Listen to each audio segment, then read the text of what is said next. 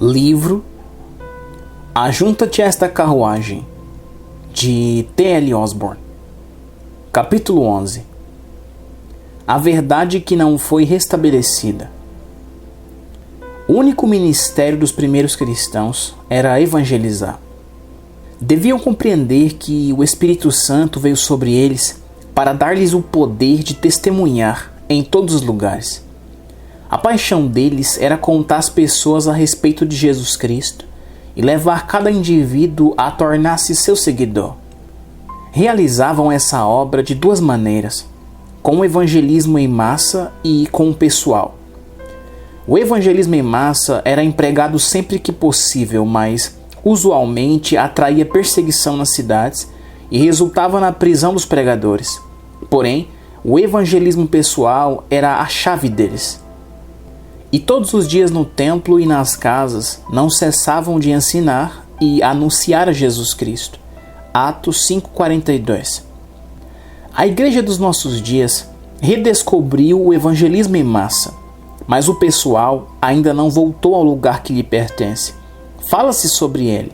As pessoas escrevem livros a respeito.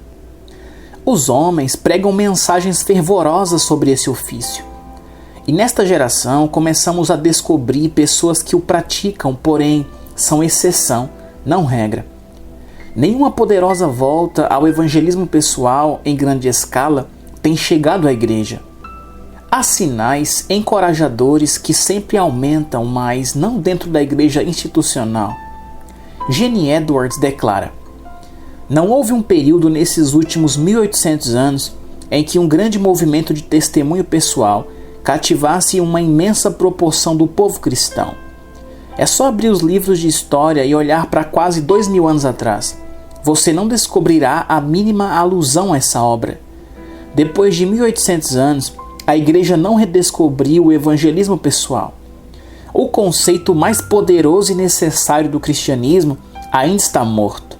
Temos um automóvel sem motor, um avião sem asas, uma mensagem, a mensagem e nenhuma maneira realmente eficaz de levá-la a toda criatura. Uma redescoberta do evangelismo pessoal será, na verdade, a redescoberta do cristianismo do Novo Testamento.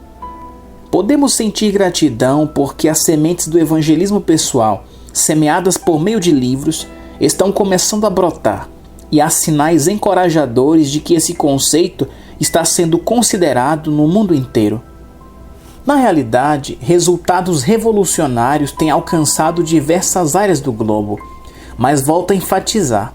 Isso acontece entre grupos, sociedades, ordens e associações formados fora da jurisdição da igreja institucional. Sim, os Filipes dos dias atuais estão em ação cada vez mais e já se aproximam dos carros dos homens. Lá fora onde moram, trabalham e se divertem, multidões têm sido alcançadas. Que esse movimento rumo ao evangelismo fora do santuário se espalhe entre os cristãos em todo o planeta, até que as boas novas sejam anunciadas a toda criatura.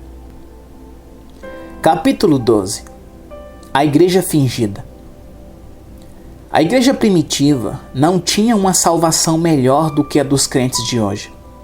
O batismo no Espírito Santo não era mais genuíno nos dias bíblicos do que o experimentado por dezenas de milhares de cristãos atualmente.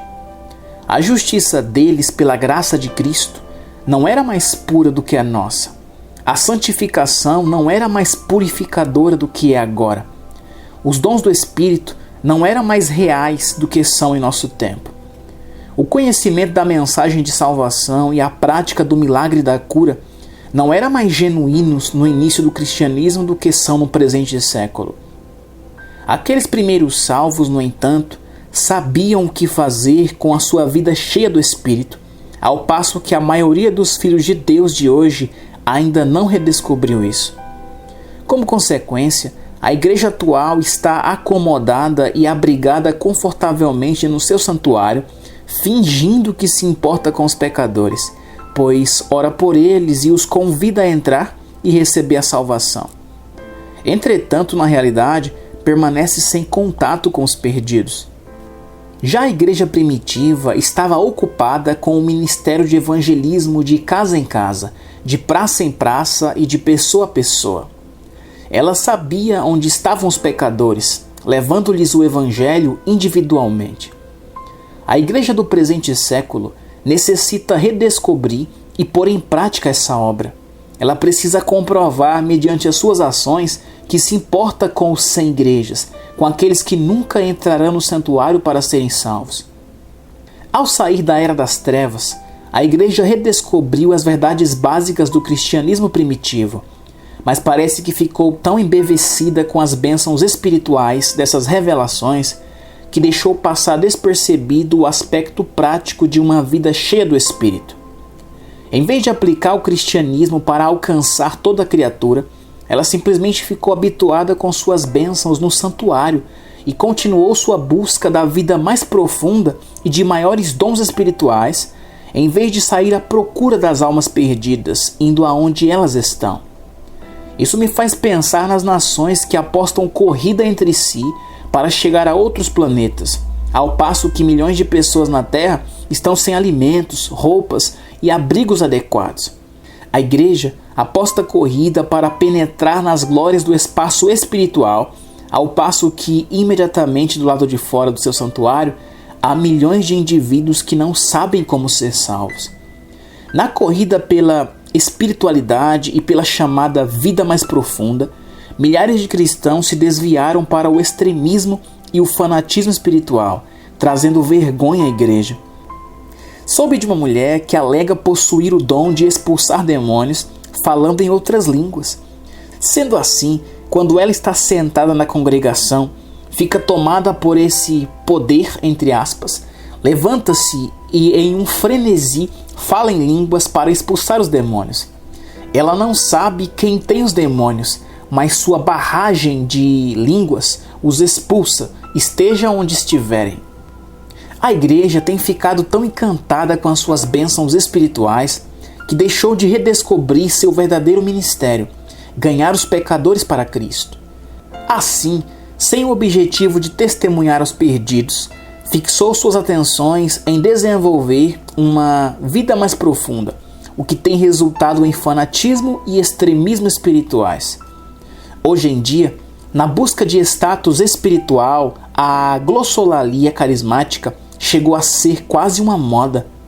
Se eu tivesse recebido apenas o sinal de falar em outras línguas como prova de que fui batizado no Espírito Santo, ficaria amargamente decepcionado, porque há um número grande demais de pessoas que supostamente falaram em línguas, mas que obviamente nunca receberam aquilo que os primeiros cristãos obtiveram. O que eu recebi foi poder para testemunhar lá fora onde os pecadores estão. O texto de Atos 1:8 precisa ser reavaliado e estudado de novo. Precisamos falar menos em outras línguas e mais em nosso idioma, testemunhando e conquistando almas. Todavia, enquanto continuam esses concursos de vida mais profunda, cheios de convenções a fim de exibir um número cada vez maior de dons espirituais, está sendo feita uma redescoberta relevante do evangelismo pessoal, a chave do cristianismo neotestamentário. Os cristãos têm redescoberto que a totalidade do seu poder espiritual e dos seus dons tem pouco valor, a não ser que empreguem esse poder e esses dons para testemunhar e ganhar almas. Esta é a finalidade do batismo no Espírito Santo, capacitar os cristãos a testemunharem, para colocá-los em ação a favor das almas, fora do santuário.